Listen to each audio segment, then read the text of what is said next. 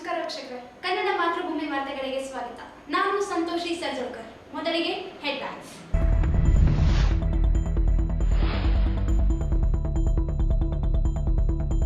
ಗಂಜ ರಸ್ತೆಯಲ್ಲಿ ರಸ್ತೆ ಬದಿಯಲ್ಲಿ ಅಂಗಡಿ ಸಾಮಾನುಗಳ ತೆರವು, ಸುಲಭ ಸಂಚಾರಕ್ಕೆ ಸಹಕರಿಸಲು ನಗರ ಸಂಚಾರಿ ಪೊಲೀಸರ ಮನವಿ.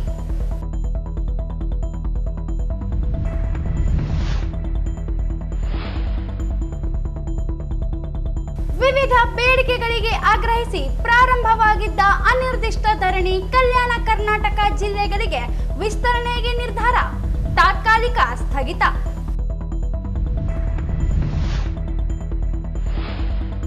ಫೆಬ್ರವರಿ 1ರಂದು ಶ್ರೀ ಮಡಿವಾಳ ಮಾಚಿದೇವ ಜಯಂತಿ ಭಾವಚಿತ್ರ ಮೆರವಣಿಗೆ, ಸಾಧಕರಿಗೆ ವಿದ್ಯಾರ್ಥಿಗಳಿಗೆ ಪ್ರತಿಭಾ ಪುರಸ್ಕಾರ. ಜಂಬಣ್ಣನಾಯಕ್ ರಾಸ್ಪುರ್. ದೇವದುರ್ಗ ಕೃಷಿ ಪತ್ತಿನ ಸಹಕಾರ ಸಂಘದ ಚುನಾವಣೆಯಲ್ಲಿ ನಿಯಮ ಉಲ್ಲಂಘನೆ, ಸೋಮಶೇಖರ ಮಾಡಿಗಿರಿ ವಿರುದ್ಧ ಕ್ರಮಕ್ಕೆ ಬಸವರಾಜ ನಾಯಕ್ ಆಗ್ರಹ.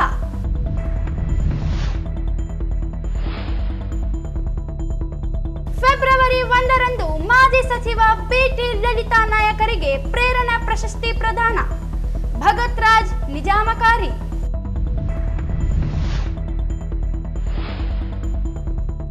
ಎಸ್ಎಸ್ಎಲ್ಸಿ ವಿದ್ಯಾರ್ಥಿಗಳಿಗೆ ವಿಶೇಷ ಕಾರ್ಯಾಗಾರ, ಇಷ್ಟದಿಂದ ಅಭ್ಯಾಸ ಮಾಡಿದಲ್ಲಿ ಯಶಸ್ಸು ಸಾಧ್ಯ. ಕೆಡಿ ಬಡಿಗೇರ್. ವಾರ್ತೆಗಳ ವಿವರ. ಬೀದಿ ಬದಿಯಲ್ಲಿ ರಸ್ತೆಯನ್ನು ಅತಿಕ್ರಮಿಸಿಕೊಂಡ ಅಂಗಡಿಗಳು ಹಾಗೂ ರಸ್ತೆಯ ಮೇಲೆ ಅಡ್ಡಾದಿಡ್ಡಿಯಾಗಿ ನಿಲ್ಲಿಸಲಾಗಿದ್ದ ಬೈಕ್ಗಳನ್ನು, ಅಂಗಡಿ ಸಾಮಾನುಗಳನ್ನು ಗುರುವಾರ ಸಂಚಾರಿ ಪೊಲೀಸ್ ಠಾಣೆಯಿಂದ ತೆರವುಗೊಳಿಸಲಾಯಿತು. ರಸ್ತೆಯನ್ನು ಅತಿಕ್ರಮಿಸಿಕೊಂಡು ಅಂಗಡಿ ಸಾಮಾನುಗಳನ್ನು ರಸ್ತೆಯಲ್ಲಿಟ್ಟ ಅಂಗಡಿ ಮಾಲೀಕರಿಗೆ ಸಾಮಾನುಗಳನ್ನು ತೆಗೆಯುವಂತೆ ಎಚ್ಚರಿಕೆಯನ್ನು ನೀಡಿ ದಿನಾಂಕದಾನುಸಾರ ನಿಲುಗಡೆ, ಪಾರ್ಕಿಂಗ್ ಮಾಡದೇ ಇರುವ ವಾಹನಗಳನ್ನು ವಶಪಡಿಸಿಕೊಳ್ಳಲಾಯಿತು. ಎಸ್ಪಿ ಎಂ ಪುಟ್ಟಮಾದಯ್ಯ ಅವರ ನಿರ್ದೇಶನದಂತೆ ಸಿಪಿಐ ನಾಗರಾಜ್ ಅವರ ಮಾರ್ಗದರ್ಶನದಲ್ಲಿ ಪಿಎಸ್ಐಗಳಾದ ವೆಂಕಟೇಶ್ ಹಾಗೂ ಮಹಾದೇವಪ್ಪ ಅವರ ನೇತೃತ್ವದಲ್ಲಿ ನಡೆದ ಈ ಕಾರ್ಯಾಚರಣೆ ನಗರದ ಚಂದ್ರಮೌಳೇಶ್ವರ ವೃತ್ತದಿಂದ ಗಂಜ್ ವೃತ್ತದವರೆಗೂ ಹಾಗೂ ಬಸವೇಶ್ವರ ವೃತ್ತದಿಂದ ಚಂದ್ರಮೌಳೇಶ್ವರ ವೃತ್ತದವರೆಗೆ ನಡೆಸಲಾಯಿತು.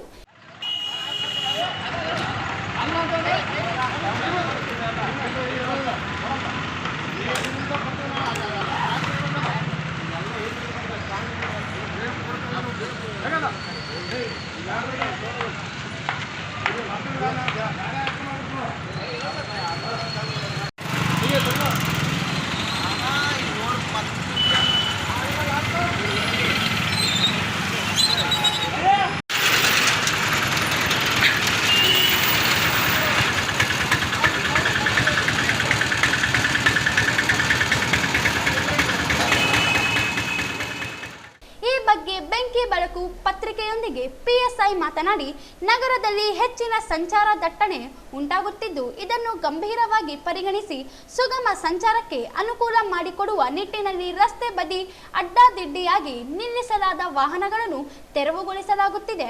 ದಿನಾಂಕದಾನುಸಾರ ರಸ್ತೆಯ ಒಂದು ಬದಿಯಲ್ಲಿ ಸಾರ್ವಜನಿಕರು ವಾಹನಗಳನ್ನು ನಿಲುಗಡೆ ಮಾಡಬೇಕು. ರಸ್ತೆಯ ಮೇಲೆ ಅಂಗಡಿಗಳ ಸಾಮಗ್ರಿಗಳನ್ನು ಇಡಲಾಗಿದ್ದು, ತೆರವಿಗೆ ನಗರ ಪಾಲಿಕೆಯ ಅಧಿಕಾರಿಗಳಿಗೆ ಈಗಾಗಲೇ ಪತ್ರ ಬರೆಯಲಾಗಿದೆ ಎಂದರು. ಈ ಸಂದರ್ಭದಲ್ಲಿ ಪೊಲೀಸ್ ಅಧಿಕಾರಿಗಳು, ಸಿಬ್ಬಂದಿ ಇದ್ದರು. ಕಲ್ಯಾಣ ಕರ್ನಾಟಕ ಭಾಗದ ಶಿಕ್ಷಣ, ಆರೋಗ್ಯ, ಪೌಷ್ಟಿಕತೆ, ಮೂಲಭೂತ ಸೌಲಭ್ಯಗಳ ಸುಧಾರಣೆ ಹಾಗೂ ವಿವಿಧ ಬೇಡಿಕೆಗಳನ್ನು ಈಡೇರಿಸುವಂತೆ ಒತ್ತಾಯಿಸಿ ಪ್ರಗತಿಪರ ಸಂಘಟನೆಗಳ ಜಂಟಿ ಕ್ರಿಯಾ ಸಮಿತಿ ವತಿಯಿಂದ ನಡೆಯುತ್ತಿರುವ ಪ್ರತಿಭಟನೆಯನ್ನು ತಾತ್ಕಾಲಿಕವಾಗಿ ಸ್ಥಗಿತಗೊಳಿಸಿ ಕಲ್ಯಾಣ ಕರ್ನಾಟಕ ಭಾಗದ ಇತರೆ ಜಿಲ್ಲೆಗಳಿಗೆ ವಿಸ್ತರಿಸಲು ತೀರ್ಮಾನ ಕೈಗೊಳ್ಳಲಾಯಿತು. ನಗರದ ಮಹಾತ್ಮ ಗಾಂಧಿ ಜಿಲ್ಲಾ ಕ್ರೀಡಾಂಗಣ ಆವರಣದಲ್ಲಿ ನಡೆಯುತ್ತಿರುವ ಹೋರಾಟದ ಸ್ಥಳದಲ್ಲಿ ಸಮಿತಿಯ ಸಂಚಾಲಕಿ ವಿದ್ಯಾ ಪಾಟೀಲ್ ಮಾತನಾಡಿ, ಕಲ್ಯಾಣ ಕರ್ನಾಟಕ ಭಾಗದ ಸಮಸ್ಯೆಗಳ ಕುರಿತು ನಡೆಯುತ್ತಿರುವ ಅನಿರ್ದಿಷ್ಟಾವಧಿ ಧರಣಿ ವಿಚಾರವಾಗಿ ಸರ್ಕಾರ ಯಾವುದೇ ನಿರ್ದಿಷ್ಟವಾದ ಪ್ರತಿಕ್ರಿಯೆ ನೀಡಿಲ್ಲ. ಆದ್ದರಿಂದ ತಾತ್ಕಾಲಿಕವಾಗಿ ಧರಣಿಯನ್ನು ಸ್ಥಗಿತಗೊಳಿಸಿ ಮುಂದಿನ ದಿನಗಳಲ್ಲಿ ಹೋರಾಟದ ಸ್ವರೂಪವನ್ನು ಬದಲಿಸಲು ಚರ್ಚೆಗಳನ್ನು ನಡೆಸಲಾಗುವುದು ಎಂದರು. ಕಳೆದ 2 ವರ್ಷದಿಂದ ಈ ವಿಚಾರದ ಬಗ್ಗೆ ಹೋರಾಟಗಳನ್ನು ಮಾಡುತ್ತಾ ಬಂದಿದ್ದರೂ ಯಾವುದೇ ಸರ್ಕಾರ ನಮ್ಮ ಹೋರಾಟಕ್ಕೆ ಸರಿಯಾದ ಸ್ಪಂದನೆ ನೀಡದೆ ಅವಮಾನ ಮಾಡುತ್ತಿವೆ. ಇದು ಕೇವಲ ರಾಯಚೂರು ಜಿಲ್ಲೆಯ ವಿಷಯವಲ್ಲ, 13 ಲಕ್ಷ ಮಕ್ಕಳ ಭವಿಷ್ಯದ ಜೊತೆಗೆ ಚೆಲ್ಲಾಟವಾಡುತ್ತಿದೆ. ಕಲ್ಯಾಣ ಕರ್ನಾಟಕ ಭಾಗದಲ್ಲಿ ಶಿಕ್ಷಕರಿಲ್ಲದೆ ಶಾಲೆಗಳಲ್ಲಿರುವ ಮಕ್ಕಳಿಗೆ ತೊಂದರೆಯಾಗುತ್ತಿದೆ. ಕಲ್ಯಾಣ ಕರ್ನಾಟಕ ಭಾಗದ ಇತರೆ ಜಿಲ್ಲೆಗಳಿಗೆ ಹೋರಾಟವನ್ನು ಕೊಂಡೊಯ್ಯುವ ನಿರ್ಧಾರವನ್ನು ಕೈಗೊಳ್ಳಲಾಗಿದೆ ಎಂದರು. ಜನವರಿ 25, 2025ರಿಂದ ನಾವು ಈ ಅನಿರ್ದಿಷ್ಟ ಧರಣಿ ಸತ್ಯಾಗ್ರಹವನ್ನು ಪ್ರಗತಿಪರ ಜಂಟಿ ಕ್ರಿಯಾ ಸಮಿತಿ ವತಿಯಿಂದ ಕಲ್ಯಾಣ ಕರ್ನಾಟಕದ ಶಿಕ್ಷಣದ ವಿಚಾರವಾಗಿ, ಅಪೌಷ್ಟಿಕತೆ ವಿಚಾರವಾಗಿ ಒಂದಷ್ಟು ವಿಚಾರವನ್ನು ನಾವು ತಗೊಂಡು ಇಲ್ಲಿ ಹೋರಾಟವನ್ನು ನಡೆಸ್ತಾ ಇದ್ದೀವಿ. ನಮಗೆ ಸರ್ಕಾರದಿಂದ ಯಾವುದೇ ಪ್ರತಿಕ್ರಿಯೆ ಬಂದಿಲ್ಲ, ಯಾವುದೇ ಒಂದು ನಿರ್ದಿಷ್ಟವಾದಂಥ ಉತ್ತರವನ್ನು ನಮಗೆ ಕೊಟ್ಟಿಲ್ಲ.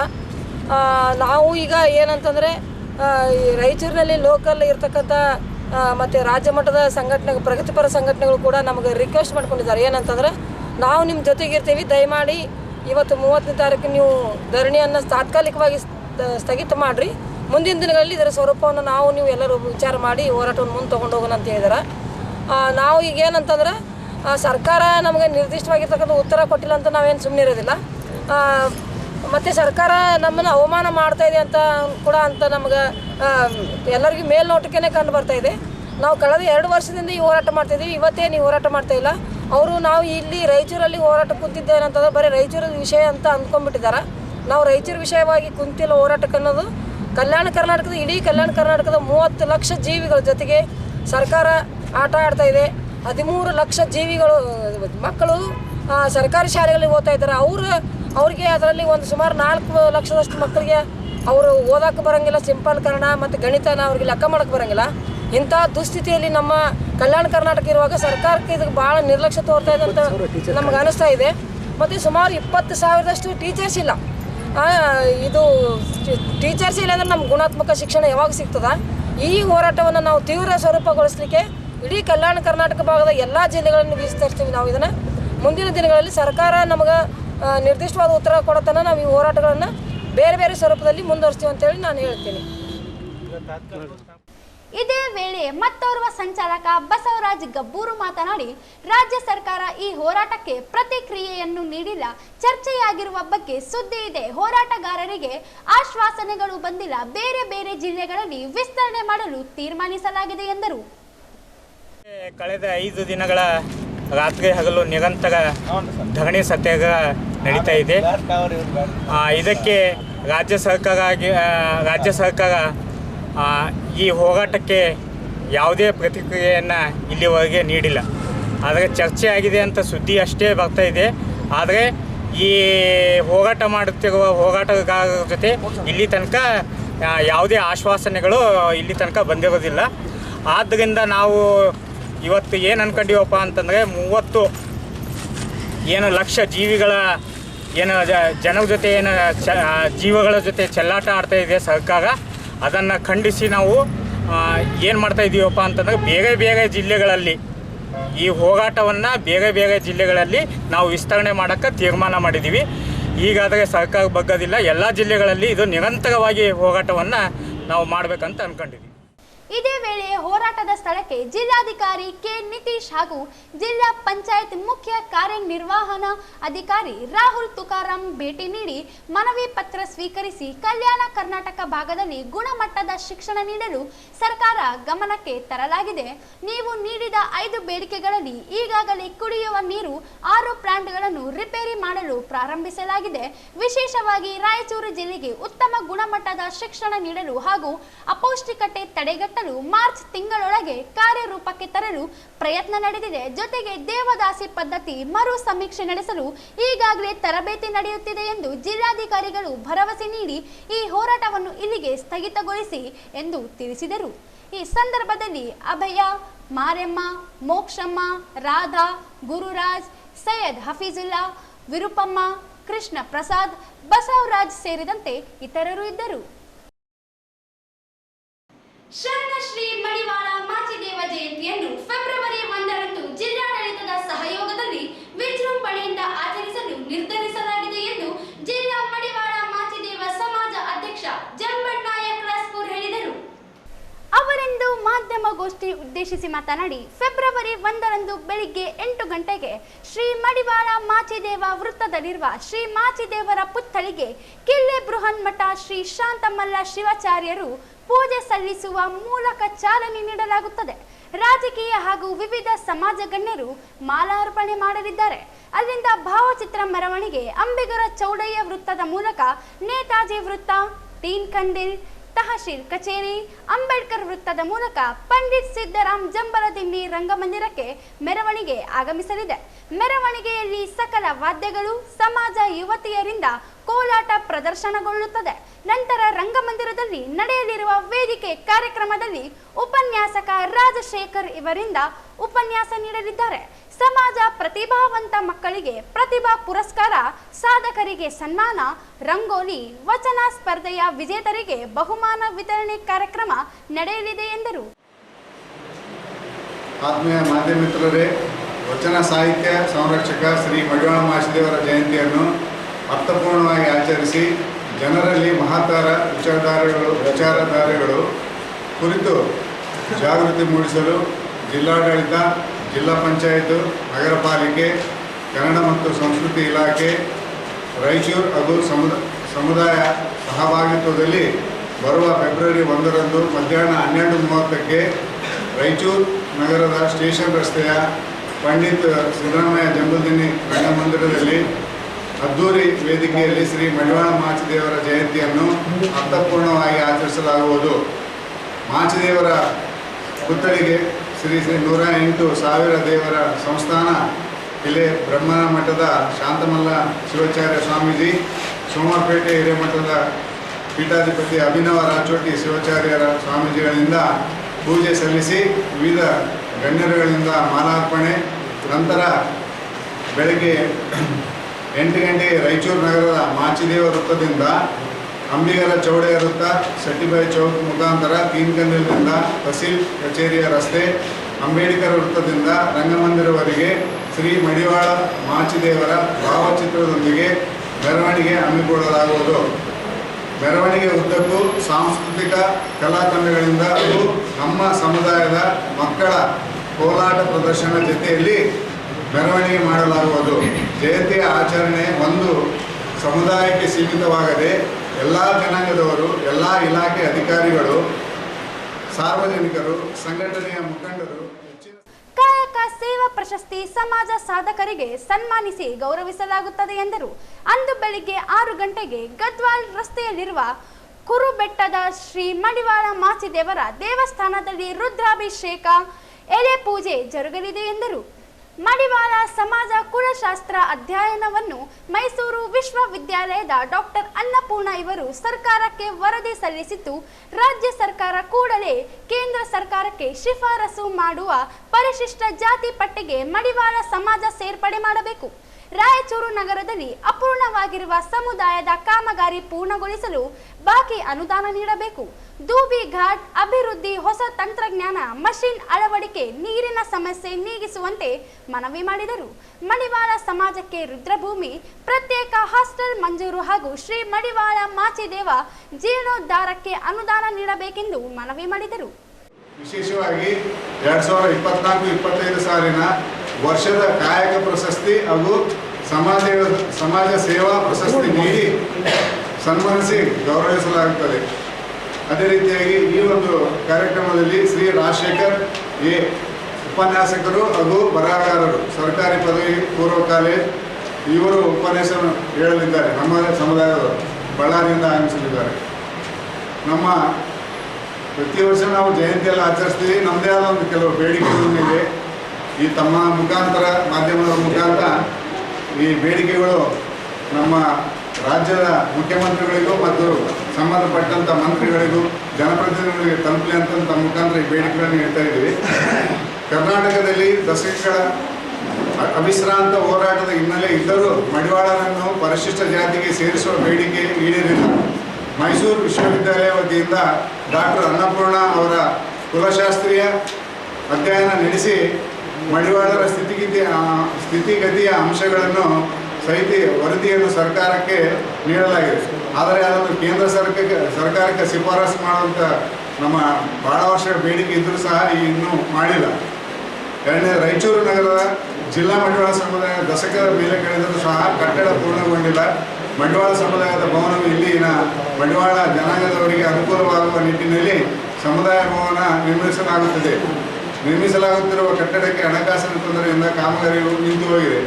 ಸಭೆಯ ಸಮಾರಂಭಗಳನ್ನು ನಡೆಸಲು ಸಮುದಾಯ ಭವನ ಅವಶ್ಯಕತೆ ಇರುವುದರಿಂದ ಸಮುದಾಯ ಭವನದ ಕಟ್ಟಡ ಪೂರ್ಣಗೊಳಿಸಲು ತಮ್ಮ ಮೂಲಕ ಪ್ರತಿನಿಧಿಗಳಿಗೆ ನಾವು ಮನವಿ ಮಾಡ್ತಾ ಇದ್ದೀವಿ. ಮೂರನೇದು, ಬಂಡವಾಳ ಸಮಾಜವು ಈ ಸಂದರ್ಭದಲ್ಲಿ J Shivamurthy, G Suresh, LA. Venkatesh, ನಗರಸಭೆ ನಾಮ ನಿರ್ದೇಶಿತ ಸದಸ್ಯ ಮುನಿಸ್ವಾಮಿ, ಶಾಂತಕುಮಾರ್, ಹುಸೇನಪ್ಪ ಮಠಮಾರಿ, ವೆಂಕಟೇಶ್, ಯು ಆಂಜನೇಯ, ಚಂದ್ರಪ್ಪ ಸೇರಿ ಅನೇಕರು ಇದ್ದರು. ದೇವದುರ್ಗ ಪ್ರಾಥಮಿಕ ಕೃಷಿ ಪತ್ತಿನ ಸಹಕಾರ ಸಂಘದ ನಿರ್ದೇಶಕರ ಚುನಾವಣೆಯಲ್ಲಿ 5 ಜನರನ್ನು ಅವಿರೋಧವಾಗಿ ಸಹಕಾರಿ ಕಾಯ್ದೆ ಉಲ್ಲಂಘಿಸಿ ಆಯ್ಕೆ ನಡೆಸಲಾಗಿದ್ದು, ಕೂಡಲೇ ಕಾರ್ಯನಿರ್ವಾಹಕ ಅಧಿಕಾರಿ ಸೋಮಶೇಖರ್ ಮಾಡಗಿರಿ ಮತ್ತು ಸಿದ್ದರಾಮರೆಡ್ಡಿ ಕಮತಗಿ ವಿರುದ್ಧ ಕ್ರಮ ಕೈಗೊಳ್ಳಬೇಕೆಂದು ಮಾಜಿ ಅಧ್ಯಕ್ಷ ಹಾಗೂ ಹಾಲಿ ಸದಸ್ಯ ಜಿ ಬಸವರಾಜ ನಾಯಕ್ ಗೋಸೆಲ್ ಆಗ್ರಹಿಸಿದರು. ಅವರಿಂದು ಮಾಧ್ಯಮಗೋಷ್ಠಿ ಉದ್ದೇಶಿಸಿ ಮಾತನಾಡಿ, ಜನವರಿ 13ರಂದು ನಡೆದ ಚುನಾವಣೆಯಲ್ಲಿ ನಿಯಮ ಬಾಹಿರವಾಗಿ ಸಾಲಗಾರರ ಕ್ಷೇತ್ರದಿಂದ 5 ಜನರನ್ನು ಆಯ್ಕೆ ಮಾಡಲಾಗಿದೆ. ಬೆಳೆ ಸಾಲ ತೆಗೆದುಕೊಂಡು ಮರುಪಾವತಿ ಮಾಡಿರುವ ರೈತರು ಬಿಡಿಪಿ ಯೋಜನೆಯಡಿ ಸಾಲ ಪಡೆದವರು ಸಾಮಾನ್ಯ ಮತದಾರರಾಗಿರುತ್ತಾರೆ. ವ್ಯಾಪಾರ ಉದ್ದೇಶಕ್ಕೆ ಸಾಲ ಪಡೆದವರನ್ನು ಸಾಲಗಾರರ ಕ್ಷೇತ್ರದಿಂದ ಮತದಾರರನ್ನಾಗಿ ಸೋಮಶೇಖರ್ ಮಾಡಗಿರಿ ಬದಲಾಯಿಸಿದ್ದಾರೆ. ಸಹಕಾರ ಸಂಘ ವ್ಯಾಪಾರಿ ಸಂಘವಾಗಿ ಮಾರ್ಪಟ್ಟಿದೆ. ಅರ್ಹರಲ್ಲದವರನ್ನು ಮತದಾರರ ಯಾದಿಗೆ ಸೇರ್ಪಡೆ ಮಾಡಿ ಇಲಾಖೆ ಮತ್ತು ಸಂಘದ ಅರ್ಹರ ಸದಸ್ಯರಿಗೆ ಮೋಸ ಮಾಡಿದ್ದಾರೆ. ಸಂಘದ ನಿರ್ದೇಶಕರಾದ ಸಿದ್ದರಾಮರೆಡ್ಡಿ ಕಮತಗಿ ಇವರ ಪ್ರಭಾವಕ್ಕೆ ಒಳಗಾಗಿ ಅವಿರೋಧ ಆಯ್ಕೆಯ ಕಾರಣರಾಗಿದ್ದಾರೆ. ಇಡೀ ದಿನ ಸಂಘದ ಕಚೇರಿಯಲ್ಲಿಯೇ ಇದ್ದು ಸಾಲಗಾರರ ಕ್ಷೇತ್ರ ಮತದಾರರನ್ನೇ ಬದಲಿಸಲು ಕಾರಣರಾಗಿದ್ದಾರೆ. ಸಹಕಾರಿ ಸಂಘದ 3 ವರ್ಷ ಸಾಮಾನ್ಯ ಸಭೆಯಲ್ಲಿ ಭಾಗವಹಿಸಿದವರು ಮಾತ್ರ ಅವಿರೋಧ ಆಯ್ಕೆಗೆ ಅವಕಾಶವಿದೆ. ಆದರೆ ಸಾಮಾನ್ಯ ಸಭೆಯಲ್ಲಿ ಭಾಗವಹಿಸದೇ ಇರುವವರನ್ನು ಆಯ್ಕೆ ಮಾಡಿರುವುದು ಸಹಕಾರಿ ಸಂಘದ ಅದೇ ನಿಯಮ ಉಲ್ಲಂಘಿಸಿದ್ದು, ಕೂಡಲೇ ಸೋಮಶೇಖರ್ ಮಾಡಗಿರಿ ಇವರನ್ನು ಅಮಾನತುಗೊಳಿಸಬೇಕು. ನಿರ್ದೇಶಕ ಸಿದ್ದರಾಮರೆಡ್ಡಿ ಕಮತಗಿ ವಿರುದ್ಧ ಕ್ರಮ ಕೈಗೊಳ್ಳಬೇಕೆಂದು ಸಹಕಾರ ಸಂಘದ ಅಧಿಕಾರಿಗಳಿಗೆ ದೂರು ನೀಡಲಾಗುತ್ತದೆ. ಯಾವುದೇ ಕ್ರಮ ಕೈಗೊಳ್ಳದೇ ಇದ್ದಲ್ಲಿ ದಾವೆ ಹೂಡುವುದಾಗಿ ಎಚ್ಚರಿಸಿದರು. ಎಂಬ ನಿರ್ದೇಶಕ ಅಲ್ಲಿ ಕಾರ್ಯದರ್ಶಿನ ಅವರಿಗೆ ಒಂದು ಒತ್ತಡ ಮಾಡಿ ಅವರು ಅರ್ಹರಲ್ಲದ ಮತದಾರನ ಅವ್ರನ್ನ ಸೇರಿಸಿ ಅದು ಅರ್ಹರ ಇರ್ತಕ್ಕಂಥ ಮತದಾರರ ಸಾಲಗಾರ ಕ್ಷೇತ್ರ ಇರಬೇಕಾದ್ರೆ 5 ವರ್ಷದಲ್ಲಿ ಕಡ್ಡಾಯವಾಗಿ 3 ವರ್ಷ ವಾರ್ಷಿಕ ಸಾಮಾನ್ಯ ಸಭೆಯಲ್ಲಿ ಭಾಗವಹಿಸಿರಬೇಕು. ಆದರೆ ಅಲ್ಲಿ ಒಂದು ಸಭೆಗೆ ಬರಲಾರ್ದಂಗ ಅಂಥವ್ರನ್ನ ಏನಪ್ಪ ಸೇರಿಸಿ ಒಂದು 5 ಜನರನ್ನ ನಿರ್ದೇಶನ ಆಯ್ಕೆ ಮಾಡಿರ್ತಕ್ಕಂಥ ಸಹಕರಿಸಿರ್ತಕ್ಕಂಥ ಸೆಕ್ರೆಟರಿ ಸೋಮಶೇಖರ್ ಮಾಡಗೇರಿ ಮತ್ತು ಸಿದ್ದರಾಮರೆಡ್ಡಿ ಗ್ಯಾಂಗ್ ಕಮಿಟಿಗೆ ಇದು ನಾನು 25 ವರ್ಷದಿಂದ ಆ ಸಹಕಾರ ಸಂಘದಲ್ಲಿ ಕೃಷಿ ಪತ್ತಿನ ಸಂಘದ ಸದಸ್ಯನಿದ್ದು ಮಾಜಿ ಅಧ್ಯಕ್ಷನಾಗಿದ್ದೇನೆ. ಜೊತೆಗೆ ಅದು ರೈತರ ಸಾಲ ತೆಗೆದುಕೊಂಡು ಕಟ್ಟಿದ ನಂತರ ಅವನಿಗೆ ಅರ್ಹನಾಗಿರ್ತಾನೆ ಸದಸ್ಯನಾಗಿರ್ತಕ್ಕಂಥ ಸಾಲಗಾರ ಕ್ಷೇತ್ರದಲ್ಲಿ. ಆದರೆ BDP ಯೋಜನೆಯಲ್ಲಿ ತೆಗೆದುಕೊಂಡು ವ್ಯಾಪಾರಿ ಯೋಜನೆ ಕೊಟ್ಟು ಎಲ್ಲ ನಿಜವಾದ ರೈತರನ್ನ ಸದಸ್ಯರನ್ನ ತೆಗೆದು ವ್ಯಾಪಾರಿ ಮಾಡ್ತಕ್ಕಂಥ ಅವರಿಗೆ ಸಾಲ ನಾನ್ ಭರವಸೆ ಬರ್ತಕ್ಕಂಥ ಸದಸ್ಯರನ್ನ ಈ ಸಾಲಗಾರ ಕ್ಷೇತ್ರಿಸಿ ಈ ಸೊಸೈಟಿ ಏನಪ್ಪ ಅಂದರೆ ಕೋಟ್ಯಾಂಗಟ್ಟಲೆ ದುಡ್ಡು ಬರ್ತಕ್ಕಂಥದ್ದು ನಿಜವಾಗ್ಲೂ ರೈತರಿಗೆ ಸಾಲ ಕೊಡ್ತಕ್ಕಂಥ ಒಂದು ಸರ್ಕಾರದ ಒಂದು ನೀತಿ ಇರ್ತದೆ. ಆದರೆ ಚಿಕ್ಕ ಪುಟ್ಟ ರೈತರಿಗೆ ಒಂದು 25,000 ಒಂದು 30,000 ಸಾಲ ಕೊಟ್ಟು ಈ ಸಿದ್ದರಾಮರೆಡ್ಡಿ ಕಮಿಟಿಗೆ ಗ್ಯಾಂಗ್ ಒಬ್ಬೊಬ್ಬನಿಗೆ ತನ್ನ ಬಂಧು ಬಳಗನ ಒಂದು 2 ಲಕ್ಷ 3 ಲಕ್ಷ ಸಾಲ ತೆಗೆದುಕೊಂಡು ಈ ಸೊಸೈಟಿಗೆ ಏನಪ್ಪ ಅಂದರೆ ಒಂದು ಅಲ್ಲಿಗೆ ಯಾರಾದ್ರೂ ಬರಲಾರ್ದಂಗೆ ಹುಡುಕಿರ್ತಾನೆ. ಅಂದರೆ 365 ದಿನಗಳಲ್ಲಿ 300 ದಿನ ಬೆಳಿಗ್ಗೆ 11 ಗಂಟೆಗೆ ಕಚೇರಿಗೆ ಬಂದು ಸಾಯಂಕಾಲ 5 ಗಂಟೆಗೆ ಮನೆಗೆ ಹೋಗ್ತಾನೆ. ಮತ್ತೋರ್ವ ಸದಸ್ಯ ಶಿವಪ್ಪ ಬಲ್ಲದವ ಮಾತನಾಡಿ, ದೇವದುರ್ಗ ಕೃಷಿ ಪತ್ತಿನ ಸಹಕಾರ ಸಂಘದಲ್ಲಿ ಸಹಕಾರಿ ನಿಯಮಗಳೇ ಪಾಲಿಸುತ್ತಿಲ್ಲ. ಸಾಲ ನೀಡುವಲ್ಲಿಯೂ ತಾರತಮ್ಯ ಮಾಡಲಾಗುತ್ತದೆ. ತಮಗೆ ಬೇಕಾದವರಿಗೆ ನೀಡಿ ಸಂಘದ ಚುನಾವಣೆಯಿಂದ ದೂರು ಉಳಿಯುವಂತೆ ಹುನ್ನಾರ ಮಾಡಲಾಗುತ್ತಿದೆ. ಸಂಘದ ಕಾರ್ಯದರ್ಶಿ ಸೋಮಶೇಖರ್ ಮಾಡಗಿರಿ ಇವರು ಸಹಕಾರದಿಂದ ನಿಯಮ ಬಾಹಿರ ಚುನಾವಣೆ ನಡೆಯಲು ಕಾರಣವಾಗಿದೆ ಎಂದರು. 4,000 ಹಿಂಗೆ ಕೊಟ್ಟರೆ ಸಾಲ ನಾವು ಫಸ್ಟ್ ತಗೊಂಡಿರೋದು 1,250 ರೂಪಾಯಲ್ಲಿ ಪತ್ತಿನ ಸಹಕಾರ ಸಂಘ ತಗೊಂಡಿರ್ತಕ್ಕಂಥದ್ದು. ಇವತ್ತಿಗೆ ನಂಗೆ 50,000 ನಿಂತಲ್ಲ, 50,000ಕ್ಕೆ ಕೊಟ್ಟು ಅಲ್ಲಿಗೆ ನಿಮಿಷಾರ. ಪ್ರತಿ ಸಲ ಕೇಳಿದ್ರು ಕೂಡ ಇಲ್ಲ ಬಜೆಟ್ ಇಲ್ಲ, ಇದು ಕೊಡಕ್ಕೆ ಬರೋಂಗಿಲ್ಲ, ಇದಿಲ್ಲ ಏನಿಲ್ಲ ಅಂತ ಹೇಳೋದು. ಆಮೇಲೆ ಬೇರೆ ಬೇರೆಯವ್ರಿಗೆ ಏನಪ್ಪ ಅಂದ್ರೆ 1 ಲಕ್ಷ 1.5 ಲಕ್ಷ 2 ಲಕ್ಷ ತಂದು ಕೊಡ್ತಾರೆ. ಅಂದ್ರೆ ಇದು ಆರೋಪ ನಾನು ಯಾಕೆ ಮಾಡ್ತಂದ್ರೆ ನನ್ನ ಏನಪ್ಪ ಅಂದ್ರೆ ಒಬ್ಬ ರೈತ ಅಲ್ಲಿ ನಾನು ಮೆಂಬರ್ಶಿಪ್ ಇದ್ದೀನಿ, ಸರ್ಕಾರದಲ್ಲಿದ್ದೀನಿ. ಆದರೂ ಕೂಡ ಅಷ್ಟೆಲ್ಲ ಒಂದು ತಾರತಮ್ಯನ ಅಲ್ಲಿ ಒಂದು ವ್ಯವಸ್ಥೆ ಆಗಿದೆ ದೇವದುರ್ಗದಲ್ಲಿ. ಆಮೇಲೆ ಇನ್ನೂ ಒಂದು ಈಗ ಯಾರು ಕೇಳಿದ್ರು, ಗೆಳೆಯರು ಕೇಳಿದ್ರು, ಸಿದ್ದರಾಮಯ್ಯ ನೀವು ಯಾಕೆ ಪ್ರಶ್ನೆ ಮಾಡ್ತಾರಂತ. ಅವ್ರು 24 ಗಂಟೆ ಸೊಸೈಟಿನೇ ಕಾಯ್ತಾರೆ. ಸ್ಪಷ್ಟವಾಗಿ ಹೇಳ್ತೀವಿ ನಾವು. ಅದು ಯಾರು ಬರ್ತಾರೆ, ಯಾರು ಹೋಗ್ತಾರೆ, ಏನು ಆಯ್ತಾರೆ ಅಂತ ಕೂಡ ಅವರೇ ಹೇಳೋರು. ಯಾಕೆ ಲೋಕಲ್ ಇರ್ತಾರೆ, ಅಲ್ಲಿ ಇರ್ತಾರೆ. ಅದ್ರ ಬಗ್ಗೆ ನಾನು ಹೇಳ್ತಿಲ್ಲ. ಕೆಲವೊಂದು ಆರೋಪ ಅವ್ರ ಕಡೆಯಿಂದ ಭಾಳಷ್ಟು ಮಿಸ್ಗೈಡ್ ಆಗ್ತಿದೆ. ಏನು ಮಿಸ್ಗೈಡ್ ಅಂದ್ರೆ ಯಾರಿಗೆ ತಮಗೆ ಬೇಕಿರ್ತಾರೆ, ಯಾರು ಬಂದು ಹೇಳ್ತಾರೆ ಅವ್ರಿಗೆ ಹೆಚ್ಚುವರೆಗೆ ಒಂದಿಷ್ಟು ಸಾಲ ಕೊಡ್ಸೋದು. ಇಂಥವೆಲ್ಲ ಕೆಲವೊಂದು ಏನಪ್ಪ ಅಂತಂದ್ರೆ ದೇವದುರ್ಗ ತಾಲೂಕು ಸರ್ಕಾರ ಸೊಸೈಟಿಯಲ್ಲಿ ಭಾಳಷ್ಟು ನಡ್ಕೊಂತ ಬಂದಿದೆ. ಆದರೆ ಇವತ್ತಿಗೆ ನಾವು ಯಾಕೆ ಈ ಒಂದು ವಿಷಯನ ಇಲ್ಲಿ ಜಿಲ್ಲಾ ಮಟ್ಟಕ್ಕೆ ತಂದು ನಾವು ಪತ್ರಿಕೋದ್ಯಮ ನಾವು ಹೇಳ್ಬೇಕಂತಂದ್ರೆ ಅಷ್ಟೇ ನೋಟಿಸ್ ಕೂಡ ನನಗೇನಪ್ಪ ಅಂದ್ರೆ ಇವತ್ತಿಗೆ ಮುಟ್ಟಿಲ್ಲ. ಎಲೆಕ್ಷನ್ ಆಯ್ತು ಮೊನ್ನೆ, ಆ ನೋಟಿಸ್ ಕೂಡ ನಾನು ಮುಟ್ಟಿಲ್ಲ. ಸುಮ್ಮನೆ ಯಾರಿಗೆ ಹೇಳೋದು ಪೋಸ್ಟ್ಗೆ ಹಾಕಿ ಹೋಗ್ತಾನೆ ಹೇಳಿ ನನಗೆ ನೋಟಿಸ್ ಬಂದಿದ್ದು. ನಾನು ಕೂಡ ನಾಮಿನೇಷನ್ ಮಾಡಿದ್ದೆ. ನನ್ನೊಂದು ಕೆಲವೊಂದು ಅಡೆತಡೆಗಳಿಂದ ಏನಪ್ಪ ಅಂದ್ರೆ ರಿಜೆಕ್ಟ್ ಆಯ್ತದು. ಹಂಗಾಗಿ ಬಿಟ್ಟು ಕೆಲವೊಂದು ಏನಪ್ಪ ಗಿಮಿಕ್ ಇರ್ತಾವೆ. ಗಿಮಿಕ್ ಅಂದ್ರೆ ಲೋಕಲ್ ಗಿಮಿಕ್. ಸರ್ಕಾರ ಸಂಘ ಅಂತ ಬಂದಾಗ ಯಾರಾಗಬೇಕು, ಏನಿರ್ಬೇಕು ಅನ್ನೋದು ಒಂದು ಸಿಸ್ಟಮ್ ಇದೆ. ಇವತ್ತಿಗೆ ನಾವು 30 ವರ್ಷ ನೋಡ್ತೀವಿ. ಈ ಸಂದರ್ಭದಲ್ಲಿ ದೇವಪ್ಪ ನಗರಗುಂಡ, ಮೆಹಬೂಬ್ ಸಾಬ್, ತಿಮ್ಮಯ್ಯ ಕರಗುಡ್ಡ ಇದ್ದರು.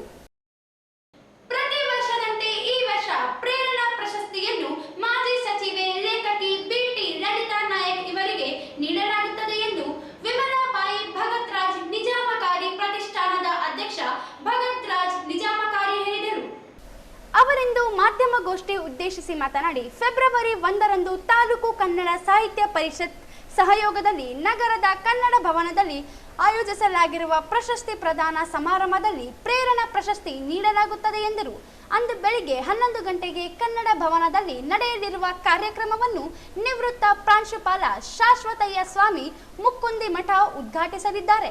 ಅತಿಥಿಗಳಾಗಿ ಸಾಹಿತಿ ಡಾಕ್ಟರ್ ಸ್ವಾಮಿರಾವ್ ಕುಲಕರ್ಣಿ, ಬಾಬು ಭಂಡಾರಿಗಲ್, ಜಿಲ್ಲಾ ಗ್ರಂಥಾಲಯ ಅಧಿಕಾರಿ ಡಾಕ್ಟರ್ ರಾಮ್ ಕಲಾಲ್, ತಾಲೂಕು ಕನ್ನಡ ಸಾಹಿತ್ಯ ಪರಿಷತ್ ತಾಲೂಕು ಕಾರ್ಯದರ್ಶಿ ರಾವುತ್ ರಾವ್ ಬರೂರ್, ಸಾಹಿತಿ ಬಶೀರ್ ಅಹಮದ್ ಹೊಸಮನಿ, ಸೂರ್ಯವಂಶ ಕ್ಷತ್ರಿಯ ಕಾಟಿಕ್ ಸಮಾಜದ ಅಧ್ಯಕ್ಷ ಶಿವಶಂಕರ್ ನಿಜಾಮಕಾರಿ ಆಗಮಿಸಲಿದ್ದಾರೆ.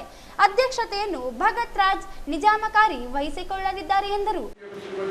2020 ಎರಡನೇದು ಶ್ರೀಮತಿ ಸಿದ್ದಮ್ಮ ಚಂದ್ರಮಾಣಿಕರ್ ಅವರಿಗೆ 2021ರಲ್ಲಿ, ಮೂರನೇದು ಶ್ರೀಮತಿ ಸುಭದ್ರಾ ಸತ್ಯನಾರಾಯಣ ಪಾಸ್ವಾನ್ ಬಾಗಲಕೋಟ್ ಇವರಿಗೆ 2022ರಲ್ಲಿ, ನಾಲ್ಕನೇದಾಗಿ ಶ್ರೀ ಬಾಬು ಭಂಡಾರಿಗಲ್ 2023ರಲ್ಲಿ ಹಾಗೂ ಕಳೆದ ವರ್ಷ ಶ್ರೀಮತಿ ಡಾಕ್ಟರ್ ವಸಂತರಾವ್ ಬೊಮ್ಮಚ್ಚಿ ಬೆಂಗಳೂರವಾಗಿ ರೈಸನವರು.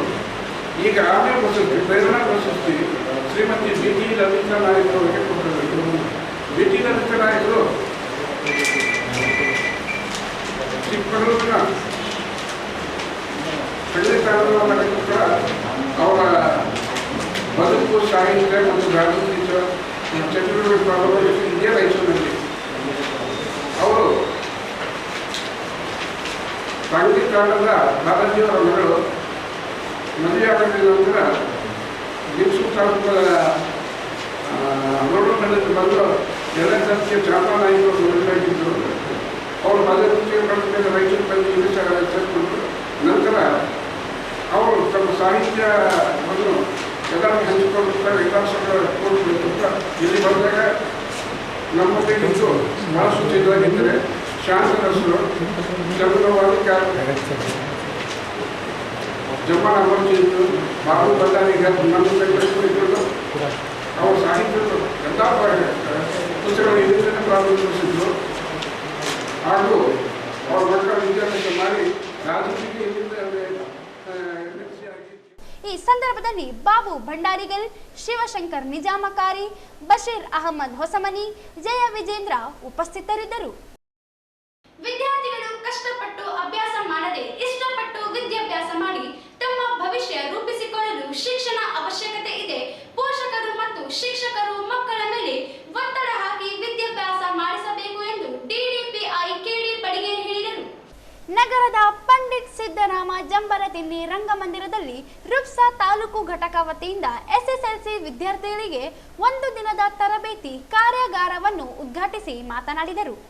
ಎಸ್ಎಸ್ಎಲ್ಸಿ ವಿದ್ಯಾರ್ಥಿಗಳು ಈ ಬಾರಿ ಹೆಚ್ಚು ಅಂಕ ಗಳಿಸಿ ಜಿಲ್ಲೆಯ ಪ್ರತಿಗತಿ ಸಾಧಿಸಲು ತರಬೇತಿ ಕಾರ್ಯಾಗಾರವನ್ನು ಹಮ್ಮಿಕೊಳ್ಳುತ್ತಿದ್ದು, ಸರ್ಕಾರಿ ಮತ್ತು ಖಾಸಗಿ ಶಾಲಾ ಶಿಕ್ಷಣ ಸಂಸ್ಥೆಗಳು ಹೆಚ್ಚಿನ ಒತ್ತು ನೀಡಿದೆ. ವಿದ್ಯಾರ್ಥಿಗಳು ಇದರ ಸದುಪಯೋಗ ಪಡೆದುಕೊಳ್ಳಬೇಕು ಎಂದರು. ಜಿಲ್ಲೆಯಲ್ಲಿ 97 ಪರೀಕ್ಷಾ ಕೇಂದ್ರಗಳಿಗೆ ಎಲ್ಲ ಕೇಂದ್ರದಲ್ಲಿ ವೆಬ್ ಕಾಸ್ಟಿಂಗ್ ಅಳವಡಿಸಲಾಗಿದೆ. ಪರೀಕ್ಷೆಗಳಲ್ಲಿ ವಿದ್ಯಾರ್ಥಿಗಳು ಹೆಚ್ಚಿನ ಅಂಕ ಗಳಿಸಲು ಸರ್ಕಾರಿ ಶಾಲೆಗಳಲ್ಲಿ ಮತ್ತು ಖಾಸಗಿ ಶಾಲೆಗಳಲ್ಲಿ ತರಬೇತಿ ಕಾರ್ಯಾಗಾರ ಮಾಡಲಾಗುತ್ತಿದೆ ಎಂದರು.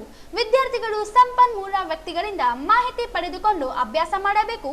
ಇಂತಹ ಸಮಯವನ್ನು ಸದುಪಯೋಗ ಪಡೆದುಕೊಳ್ಳಬೇಕು. ಸಮಯ ಕಡಿಮೆ ಇದ್ದು ಉತ್ತಮವಾಗಿ ಅಭ್ಯಾಸ ಮಾಡಬೇಕು ಎಂದರು.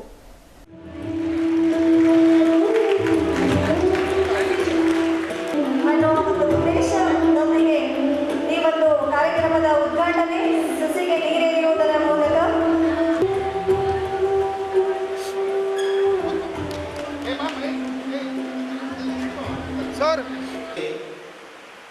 ವಿವಿಧ ಭಾಗಗಳಿಂದ ಸಂಪನ್ಮೂಲ ವ್ಯಕ್ತಿಗಳನ್ನು ಕರೆಸಿ ನಿಮಗೆ ಪರ್ಸೆಂಟೇಜ್ ಹೆಚ್ಚಾಗಲಿಕ್ಕೆ ಒಂದು ಉತ್ಸಾಹದವರು ಕಾರ್ಯಕ್ರಮವನ್ನು ಹಮ್ಮಿಕೊಂಡಿದ್ದು, ಇದು ಅವ್ರನ್ನ ನಾನು ಅಭಿನಂದಿಸ್ತಾ ಇದ್ದೇನೆ. ಮೊದಲೇ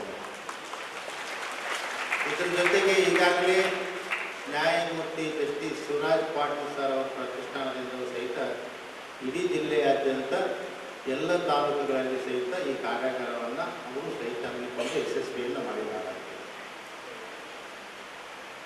ಹೋದ ವರ್ಷ SSLC ಪರೀಕ್ಷೆ ಮೊದಲನೇ ಪರೀಕ್ಷೆಯಲ್ಲಿ ನಮ್ಮ ಜಿಲ್ಲೆಯ ಫಲಿತಾಂಶ 63% ಆಗಿದೆ. ಎರಡನೇ ಪರೀಕ್ಷೆಯಲ್ಲಿ 33% ಆಗಿದೆ. ಮೂರನೇ ಪರೀಕ್ಷೆಯಲ್ಲಿ 26% ಆಗಿದೆ. ಈ ಸಾರಿ ಪರೀಕ್ಷೆಗೆ ಕುಳಿತುಕೊಂಡಿರ್ತಕ್ಕಂಥ ಎಲ್ಲ ಮಕ್ಕಳು ಪಾಸ್ ಆಗಬೇಕಂತಕ್ಕಂಥದ್ದು ನಮ್ಮ ಅಚ್ಚರವಾಗಿರ್ತಕ್ಕಂಥ ನಿಲುವು. ಹೀಗಾಗಿ ಇಲ್ಲಿ ಬಂದಿರತಕ್ಕಂಥ ಮಕ್ಕಳು ವಿದ್ಯಾರ್ಥಿನಿಯರು ನೀವು ಅನ್ಯತಾ ಆ ಕಡೆ ಈ ಕಡೆ ನೋಡದೆ ಇಲ್ಲಿ ಸಂಪನ್ಮೂಲ ವ್ಯಕ್ತಿಗಳು ಏನು ಹೇಳ್ತಾರೆ ಅದನ್ನು ಕೇಳಿಸಿಕೊಂಡು ನೀವು ಪರೀಕ್ಷೆಯಲ್ಲಿ ಹೆಚ್ಚಿನ ಅಂಕಗಳನ್ನು ಪಡೆದುಕೊಳ್ಳಬೇಕು. ಯಾರಾದರೂ ನೀವು ಈ ಸಮಯವನ್ನು ದುರುಪಯೋಗಪಡಿಸ್ಕೊಂಡ್ರಿ ಅಂತಂದ್ರೆ ಅದು ನಿಮ್ಮ ಭವಿಷ್ಯವನ್ನು ನೀವೇ ಹಾಳು ಮಾಡಿಕೊಂಡೆ.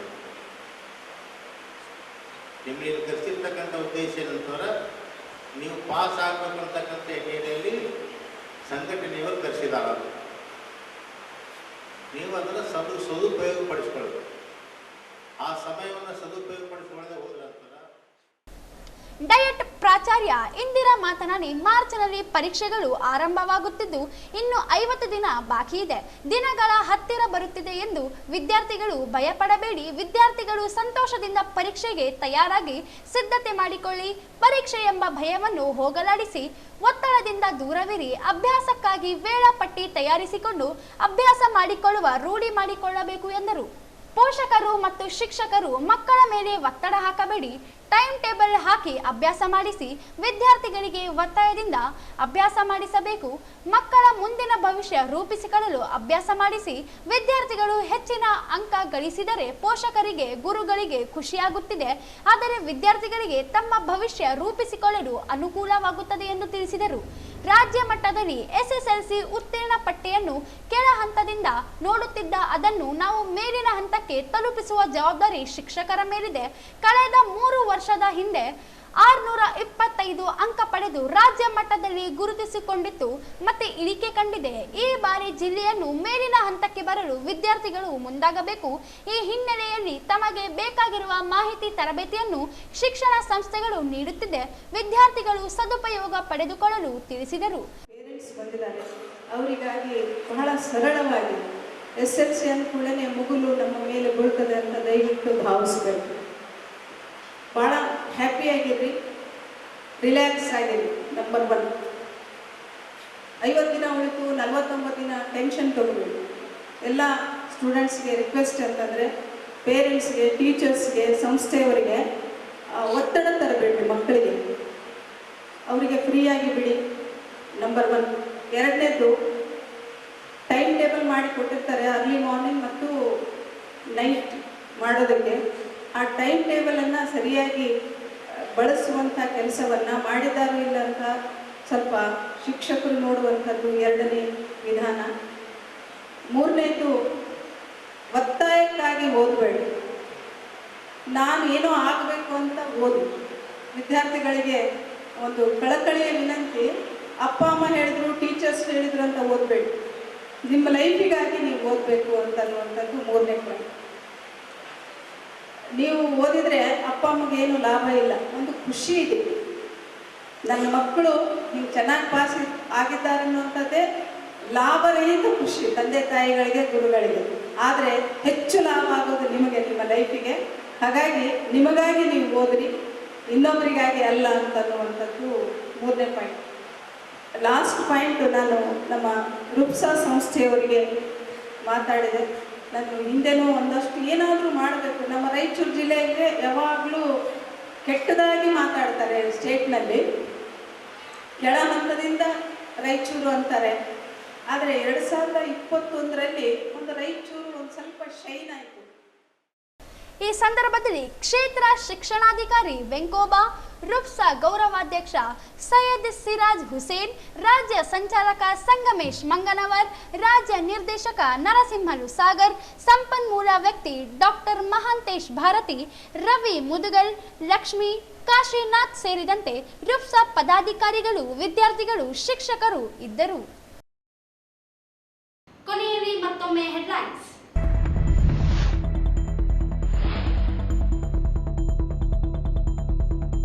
ಗಂಜ ರಸ್ತೆಯಲ್ಲಿ ರಸ್ತೆ ಬದಿಯಲ್ಲಿ ಅಂಗಡಿ ಸಾಮಾನುಗಳ ತೆರವು, ಸುಲಭ ಸಂಚಾರಕ್ಕೆ ಸಹಕರಿಸಲು ನಗರ ಸಂಚಾರಿ ಪೊಲೀಸರ ಮನವಿ.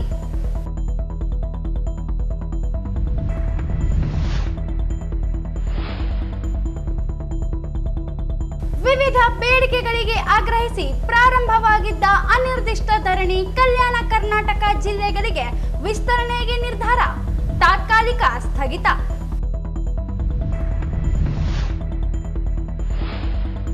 ಫೆಬ್ರವರಿ 1ರಂದು ಶ್ರೀ ಮಡಿವಾಳ ಮಾಚಿದೇವ ಜಯಂತಿ, ಭಾವಚಿತ್ರ ಮೆರವಣಿಗೆ, ಸಾಧಕರಿಗೆ, ವಿದ್ಯಾರ್ಥಿಗಳಿಗೆ ಪ್ರತಿಭಾ ಪುರಸ್ಕಾರ. ಜಂಬಣ್ಣಾಯಕ್ ರಾಸ್ಪುರ್.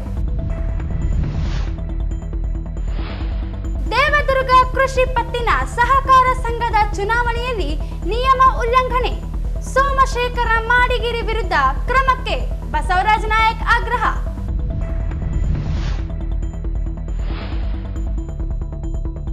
ಫೆಬ್ರವರಿ 1ರಂದು ಮಾಜಿ ಸಚಿವ ಬಿಟಿ ಲಲಿತಾ ನಾಯಕರಿಗೆ ಪ್ರೇರಣಾ ಪ್ರಶಸ್ತಿ ಪ್ರದಾನ. ಭಗತ್ ರಾಜ್ ನಿಜಾಮಕಾರಿ.